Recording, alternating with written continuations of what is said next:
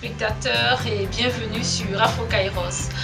Dans votre émission linguistique de ce lundi, on partagera ensemble notre point de vue sur les quelques lacunes que nous rencontrons lorsque nous exprimons en français. En français parce que le français est une langue diverse, une langue riche, parlée dans de nombreux pays du monde. C'est donc deux locutions qui attireront notre attention aujourd'hui, à l'attention de et à l'intention de.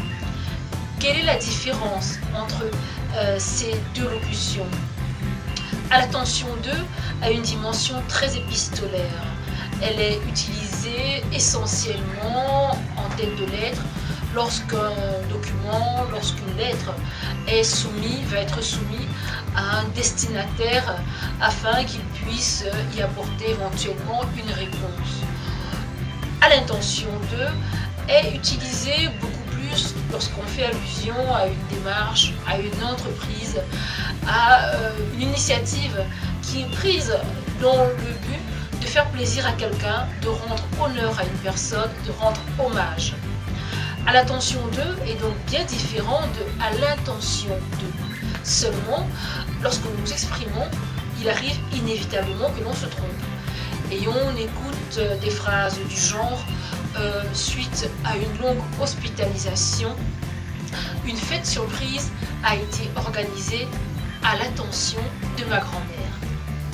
Le bon usage voudrait que l'on dise que suite à une longue hospitalisation, une fête surprise a été organisée à l'intention de ma grand-mère, en honneur de ma grand-mère, pour rendre hommage à ma grand-mère. À l'attention de pourrait être correctement utilisé dans l'exemple suivant. Pour candidater au nouveau poste de laborantin, il est nécessaire d'envoyer une lettre de motivation et un CV à l'attention du responsable des ressources humaines. Voilà donc, chers téléspectateurs, la différence que nous devrions faire entre à l'attention de, qui veut dire que quelque chose, une lettre est destinée à une personne déterminée, est soumise à son examen, et à l'intention de, qui voudrait dire qu'une chose est faite, une entreprise est initiée dans le but de faire plaisir, pour rendre hommage à quelqu'un. Nous passons maintenant à la deuxième partie de notre émission.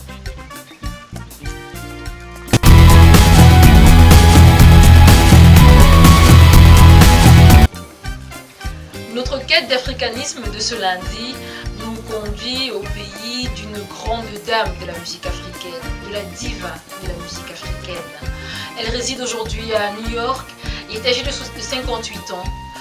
Cette chanteuse nous a fait vibrer durant de longues années au rythme de morceaux aussi envoûtants que Wewe, Agolo ou Africa.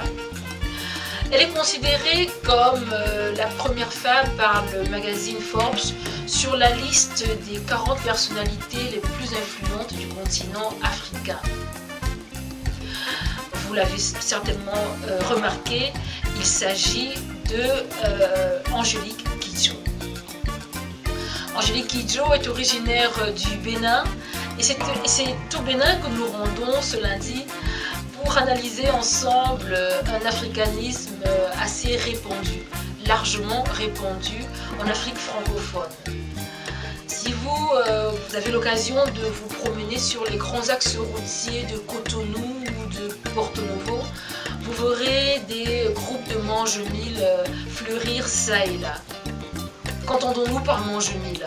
Ce sont simplement des policiers, des gendarmes, des hommes en tenue qui exercent un contrôle récurrent, constant des véhicules qui passent par là afin de voir si leurs papiers sont en règle. Cependant, dans les faits, nous savons que ces policiers sont en fait là pour se faire de l'argent. Les mangemilles sont en fin de compte des policiers corrompus. Cette expression est largement répandue dans toute l'Afrique francophone. N'hésitez pas à en faire usage. Nous passons à présent au proverbe du jour et nous allons visiter les sages maliens qui nous rappellent qu'un seul doigt ne peut pas saisir un caillou. C'est simplement une autre façon de dire que l'union fait la force. Lorsqu'on est seul, on est beaucoup plus vulnérable. Voilà, chères téléspectatrices et chers téléspectateurs, tout ce que nous avions à vous proposer ce lundi quant à notre apport linguistique. Nous vous fixons rendez-vous lundi prochain. Nous tenons également à nous excuser pour les quelques retards que nous avons accusés lors des 2 dernières émissions, et on essayera de se rattraper à l'occasion. Merci particulièrement à ceux qui nous suivent depuis Bamako et excellente semaine.